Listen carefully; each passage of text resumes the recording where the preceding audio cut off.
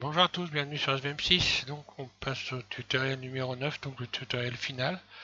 On va texturer la colonne pour ceux qui ont suivi, hein. Si vous êtes abonné, vous suivez les tutos. Donc là on en est au 9e tuto de cette série. Comment modéliser une colonne de type romaine, qui a un aspect colonne titre type romaine comme ça. Et puis donc on arrive au numéro 9, au texturage. Donc sous le tuto numéro 8, vous avez pu télécharger un dossier avec des textures. Donc voilà, avec ce dossier-là, vous avez plusieurs types de textures. Et ce que je vais vous faire voir, c'est comment texturer une colonne de la manière la plus simple qui soit, sans que ça soit une contrainte de découpe et tout un tas de trucs qui sont souvent ça peut servir, mais ça peut aussi ne servir à rien du tout.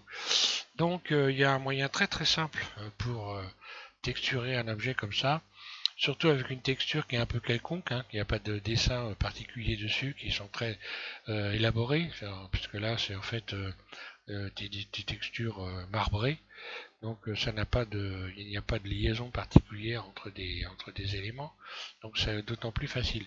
Quand on se sert de textures seamless, les textures seamless sont des textures qui n'ont aucun joint, c'est-à-dire seamless c'est S-E-A-M-L-E-2-S. Donc ces textures permettent comment d'être multipliées sans qu'il y ait de joint, un peu comme un papier peint sans joint. Voilà.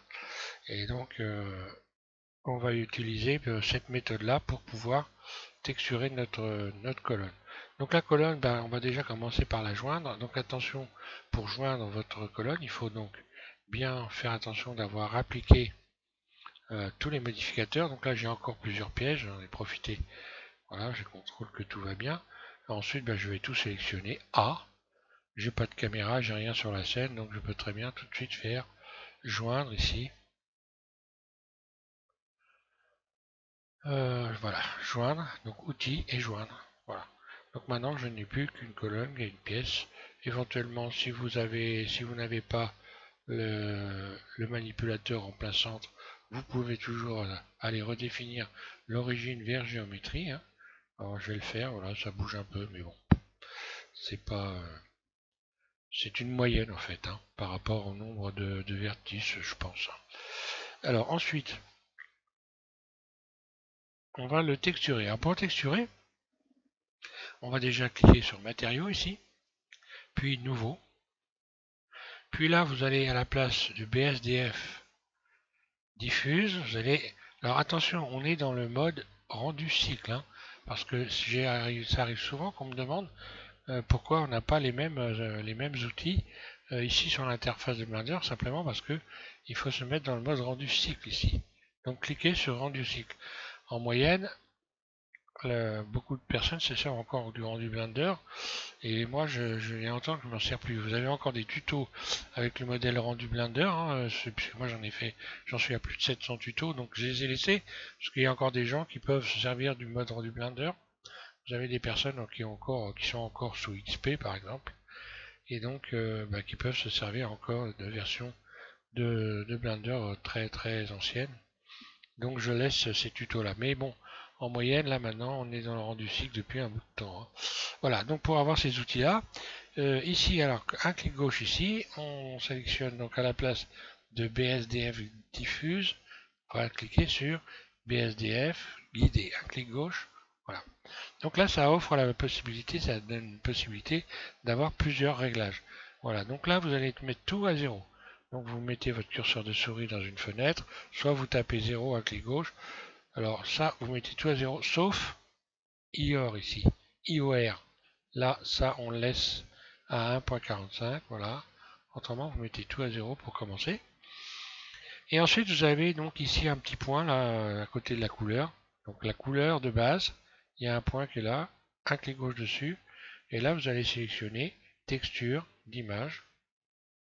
Donc on doit avoir quelque part une texture d'image ici, voilà, un clic gauche, texture d'image. Automatiquement, vous avez donc cette possibilité de choix d'ouverture, d'ouvrir un fichier. Donc je vais ouvrir.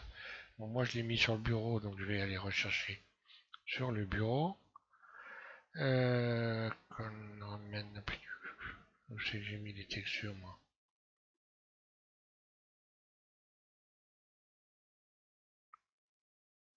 Tiens, tiens.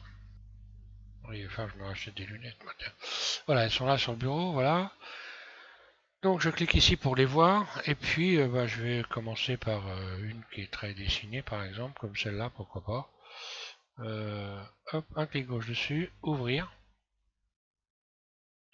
Donc là on voit que tout est marron, hein. C'est normal, le mode d'application de la texture n'est pas déterminé. Donc ici à la place de plat, vous allez mettre boîte.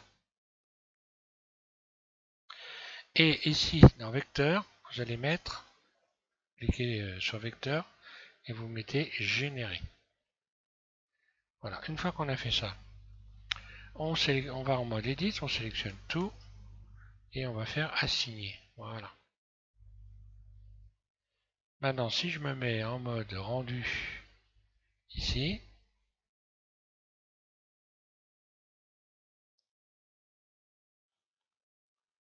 voilà. Alors, je vais expliquer le fonctionnement de cette façon de faire.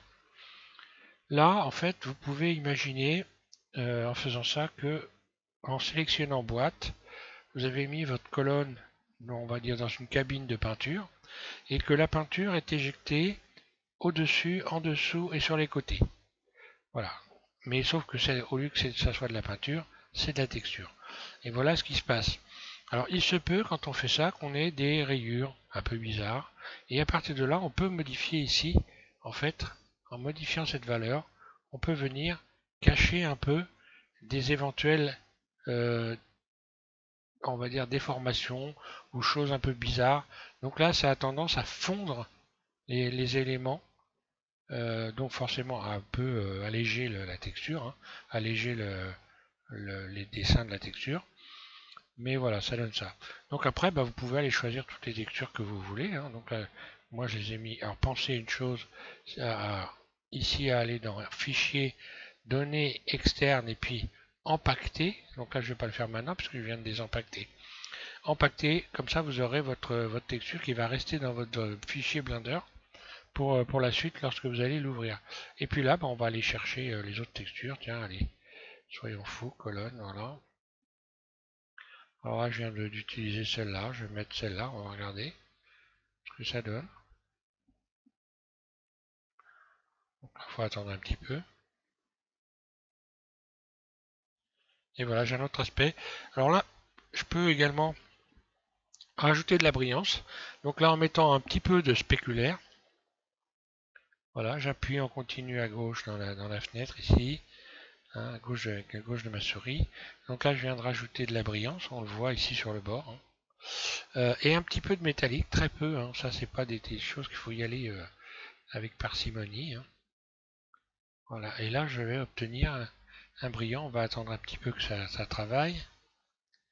Je vais commencer, on voit ici, voilà, de la brillance, donc les points blancs que l'on voit ici, voilà, là on aurait un marbre brillant, hein. Donc tout dépend ce qu'on veut faire. Je vais aller chercher d'autres textures, voilà. Alors après vous en trouvez plein, hein. Moi je vous en propose quelques-unes. Vous allez simplement chercher texture marbre par exemple et voilà. Voilà ce que ça donne.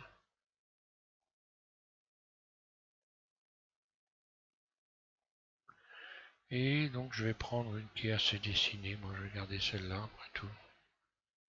Je trouve pas mal.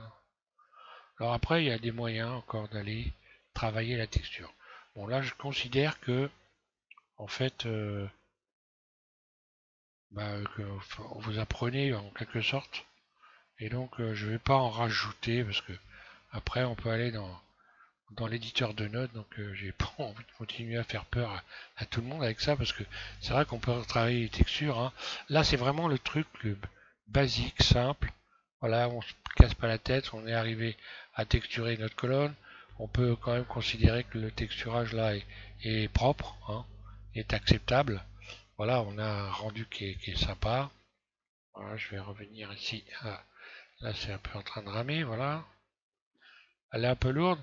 Donc oui, elle est un peu lourde. Donc ce que je ferai, c'est j'irai retravailler un petit peu supprimer éventuellement des éléments qui sont inutiles, hein, comme j'ai fait pour le plateau.